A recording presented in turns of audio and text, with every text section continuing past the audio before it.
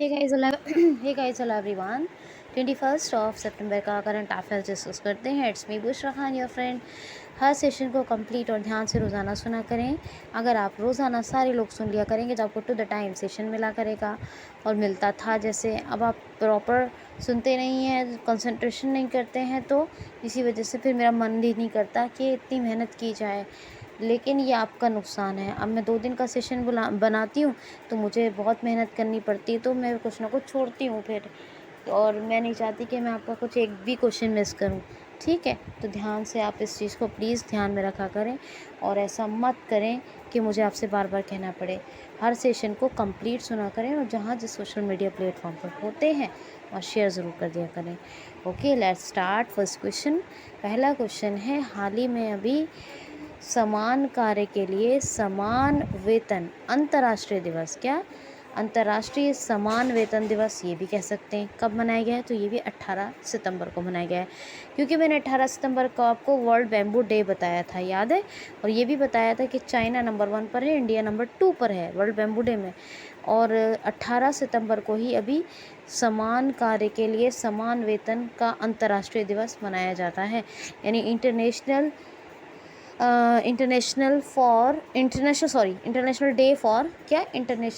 Day for equal salary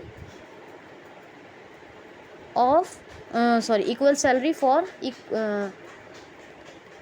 equal एक minute रुक जाइए, मैं इसको ज़रा सही करके बताती हूँ आपको।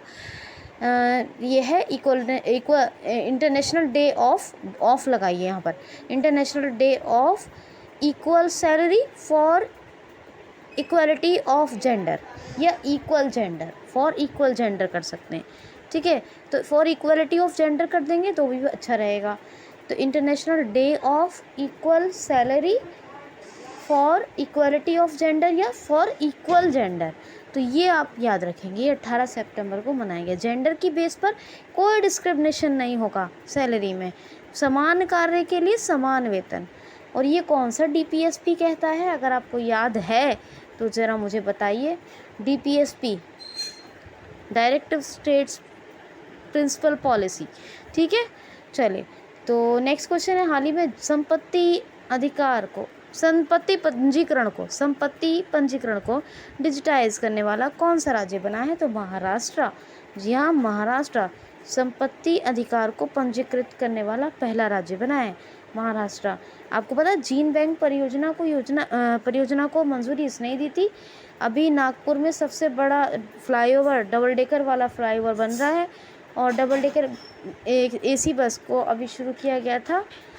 डबल डेकर एसी बस को कहाँ, मुंबई में शुरू किया गया था, ये आपको बताया था मैंने।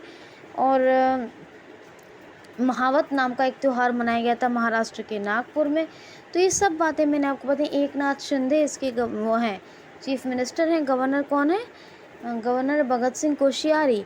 चलिए नेक्स्ट क्वेश्चन है, LIC India limited, life insurance corporation India limited के नए MD एंड CEO, चलो CMD का क्या कहेंगे, सही वर्ड क्या है? CMD, chief managing director.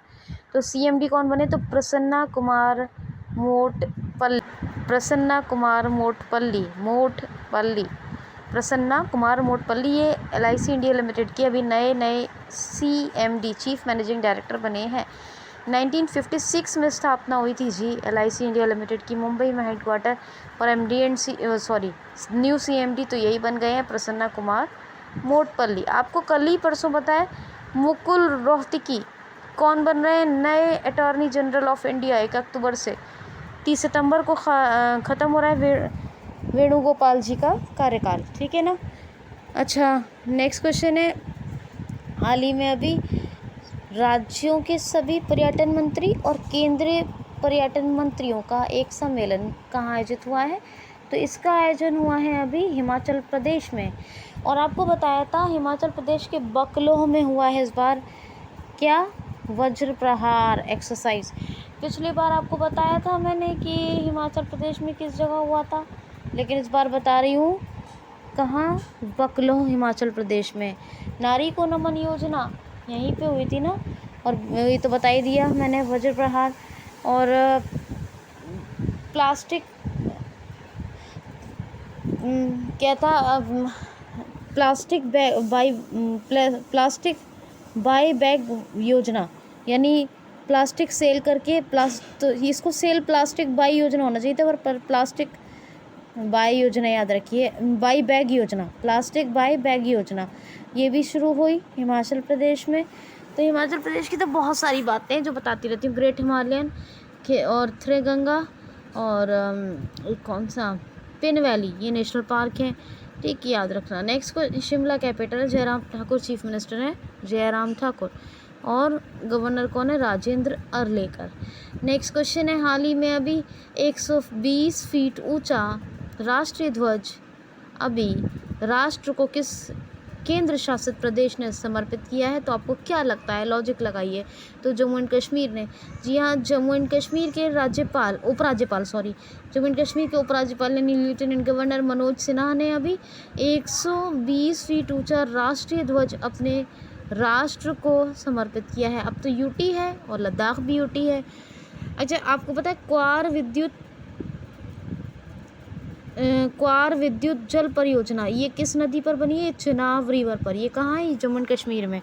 और बाकी फैक्ट्स मैं आपको बताती ही रहती हूँ तो आपको याद ही होगा, और आप वीडियोस को सुनते रहेंगे तो आपको रिवाइज रहेंगी सारी चीज़ें। एक क्वेश्चन ये है कि हाल ही में किस राज्य सरकार को नीति आयोग जैसी संस्था किस राज्य सरकार ने NITI Aayog, national institute for transforming India, NITI Aayog जैसी संस्था बनाने की घोषणा की है? तो महाराष्ट्र सरकार ने। सैद्धांतिक मंजूरी भी मिल गई है अभी महाराष्ट्र सरकार को, नीति आयोग जैसी एक अपनी संस्था बना रही है महाराष्ट्र सरकार, यानी महाराष्ट्र राज्य। आपको पता है उजानी, कोयना और जयकवाड़ी ये सब बांध कहाँ पर है? महाराष्ट्र में है। गुगमल, संजय गांधी ये नेशनल पार्क है, जबकि संजय एमपी में, संजय गांधी महाराष्ट्र में है। और आपको पता है कि जो मैंने महावत बताया ना, वो मैं भूल जाती हूँ, महावती मारवत है, वो मारवत जो अभी नागपुर में, ये सिर्फ और सिर्फ नागपुर में त्यौहार मनाया जाता है। और हाँ, एक फैक्ट और बताती हूँ, दही हांडी को महाराष्ट्र सरकार ने खेल का दर्जा दे दिया है। पहले भी बताया है लेकिन आज 2-3 बार से शायद ना बताया हो, तो बता रही हूँ, दही हांडी को राज्य खेल का दर्जा दे दिया महाराष्ट्र सरकार ने। ये थोड़ा टफ खेल होता है, ठीक है, तो दही हांडी। क्वेश्चन है, स्वच्छ सुजल वाला प्रदेश भारत का पहला कौन सा बना है? तो भारत का पहला स्वच्छ सुजल, सु यानी अच्छा, स्वच्छ माने बिल्कुल साफ, स्वच्छ सुजल वाला जो पहला प्रदेश बना है वो बना है अंडमान निकोबार। और ये जो हमारे गजेंद्र सिंह शेखावत जल शक्ति मंत्री है ना, इन्होंने स्वच्छ सुजल प्रमाण पत्र दिया है अभी अंडमान निकोबार के लेफ्टिनेंट गवर्नर को। कौन है? DK जोशी, इनको दिया है। वैसे कैपिटल क्या अंडमान निकोबार की? Port Blair. और आपको एक बहुत कमाल की बात बताती हूँ, शायद मैंने बहुत पहले भी बताया, अभी 2-4 बार से ना बताओ, क्वेश्चन नहीं आया था अंडमान निकोबार का। तो अंडमान जो है वो 4 पार्ट में डिवाइड है, 4 पार्ट्स में। तो एक तो है northern Andaman, middle Andaman, lower Andaman और लिटिल अंडमान। तो लिटिल, मिडिल और नॉर्दर्न, मिडिल, क्या, नॉर्दर्न अंडमान, मिडिल अंडमान और, है ना, नॉर्दर्न अंडमान, मिडिल अंडमान, और एक पता है मैंने आपको सदर्न अंडमान और लिटिल अंडमान, ठीक है। और यहाँ पर जो निकोबार है वो 2 पार्ट में डिवाइड है। कौन सा? कार निकोबार और Great Nicobar. Car Nicobar and Great Nicobar. Cellular jail जो है वो आप सुना होगा अंडमान निकोबार, जो काला पानी वगैरह जो फिल्म वगैरह में दिखाते हैं, जो आपने इतिहास में भी पढ़ा है, वो वहीं पे ही है, ठीक है ना। और इसका जो पिग्मेलियन पॉइंट वो दक्षिणतम बिंदु को कहते हैं। कौन सा? दक्षिणतम, सदर्न को पिग्मेलियन या इंदिरा पॉइंट भी कहते थे। और ये इसका एक नेशनल पार्क भी, साउथ बटन, ये एक नेशनल पार्क है। तो ये बता दिया मैंने आपको। नेक्स्ट क्वेश्चन है, हाल ही में अभी 512 नई इंदिरा रसोइयों का उद्घाटन यानी नई इंदिरा रसोई बनी है 512। इंदिरा रसोई योजना वो कहाँ की बताती हूँ हमेशा, इंदिरा रसोई योजना बहुत पहले से बताती आ रही हूँ, तो बहुत पहले से बताती आ रही हूँ, तो राजस्थान में चलती है इंदिरा रसोई योजना। तो नई 512 इंदिरा रसोइयाँ, रसोई ये नहीं कह रही हूँ, रसोइयाँ यानी किचन्स का अभी उद्घाटन हुआ है राजस्थान में। सर्व महिला सहकारी बैंक बना कहाँ, उसमें कहाँ बना, राजस्थान में, उदयपुर में। ठीक है, जोधपुर में आपको बताया था मैंने कि किसकी प्रतिमा बनी है, बहुत बार बता चुकी हूँ, अभी अभी बताया थोड़े दिन पहले ही। और युद्ध अभ्यास यहीं पे शुरू हुआ था, युद्ध अभ्यास जो एक्सरसाइज इसका आयोजन हुआ था, उसमें अमेरिका और अपने इंडिया की। राजस्थान के तो फैक्ट्स मैं आपको बताती ही रहती हूँ, तो क्या कुछ बताऊँ मैं आपको। बहरहाल चलिए, राजस्थान के नेशनल पार्क भी मैंने कल परसों ही बताए, तो इतना तो याद रखिए। Ashok Gehlot chief minister, Kalraj Mishra governor और जयपुर कैपिटल है। क्वेश्चन है, डूरंड कप का 131वां संस्करण इस बार किसने जीता है? तो इस बार जो डूरंड कप हुआ था उसका 131वां संस्करण हुआ था, तो ये किसने जीता है? तो बेंगलुरु फुटबॉल क्लब ने जीता है, मुंबई सिटी फुटबॉल क्लब को हराकर। फिर से सुन ली था, फिर से सुन लें, ध्यान दें इधर। बेंगलुरु फुटबॉल क्लब ने मुंबई सिटी फुटबॉल क्लब को हराकर जीता है डूरंड कप का 131वां संस्करण। और इस बार एक कमाल की बात ये भी रही है कि डूरंड कप का जो आयोजन है वो 3 अलग अलग राज्यों के 3 अलग अलग शहरों में हुआ है। ये ऐसा पहली बार हुआ है। तो मणिपुर की कैपिटल इम्फाल में, और असम के गुवाहाटी में, और गुवाहाटी, इम्फाल, और एक और है कौन सा रह गया जी, गुवाहाटी, इम्फाल, 12 भी बताती हूँ, तीसरा शहर याद आ ही जाएगा।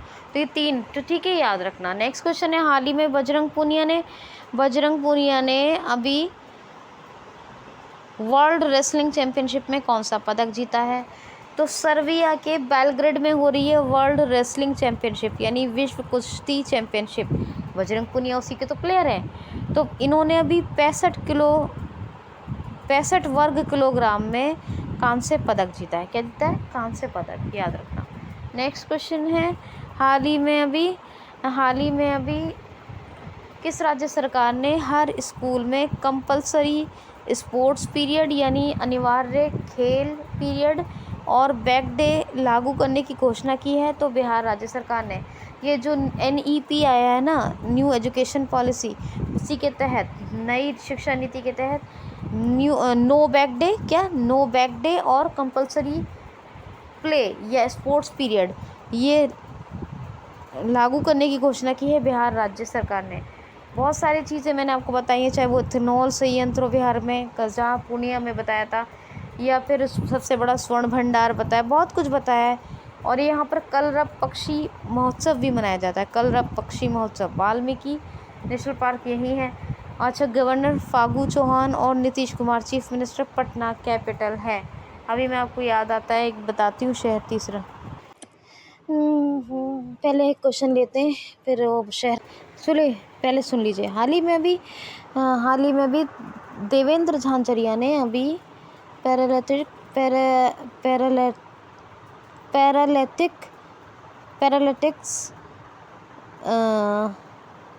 ग्रैंड प्रिक्स में देवेंद्र झांझरिया ने कौन सा पदक जीता है? तो ये इन्होंने जीता है रजत पदक। देखिए, ये जो देवेंद्र झांझरिया है ना, ये भाला फेंक खिलाड़ी हैं, वही जैवलिन थ्रोअर। इन्होंने 60.977 यानी 60.97 मीटर्स की दूरी पर भाला फेंक कर अभी जो पैरालिटिक ग्रैंड प्रिक्स में जीत लिया है क्या, रजत पदक, देवेंद्र झांझरिया ने। नेक्स्ट है, हाल ही में सियाम के नए अध्यक्ष कौन बने हैं?